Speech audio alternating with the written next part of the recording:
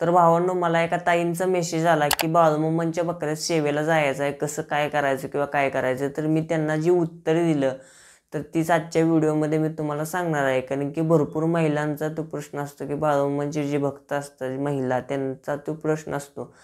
तेच आजच्या व्हिडिओमध्ये तुम्हाला बोलणार आहे. तर सद्गुरू बाळूमामांच्या बग्यात पहिली तर गोष्ट, लेडीज राहून सेवा करू शकत नाही. म्हणजे तिथं राहून जी मेंढकं जी सेवा करते, जे बकरी घेऊन जाणे किंवा त्यांना चरवून वापस आणणे किंवा ज्या गोष्टी आहेत ती सेवा करू शकत नाही तिथं राहून. तर बाळूमामांच्या बकऱ्यात काय सेवा करू शकता दुसरे म्हणजे, तर सद्गुरू बाळूमामांच्या बकऱ्यात तुम्ही सेवा करू शकता. म्हणजे जर तुमच्या गावाजवळ असेल किंवा तुमच्या गावाजवळ बाळूमामांचा तळ असेल, त्यावेळेस तुम्ही तिथं जाऊन जेवणात मदत करू शकताय.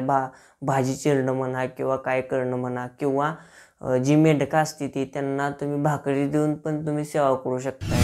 आणि तिसरा विषय ते येतोय की तुम्ही तिथं राहून सेवा करू शकत नाही. तर आजची ही इन्फॉर्मेशन तुम्हाला कशी वाटली हे कमेंट करून नक्की सांगा. आणि पर्सनली ताईंनी हा मेसेज प्रत्येकांना, ज्या महिला असतील त्यांना शेअर करा. आणि कमेंट बॉक्समध्ये जय बाळूमामा लिहायला विसरू नका. जय बाळूमामा.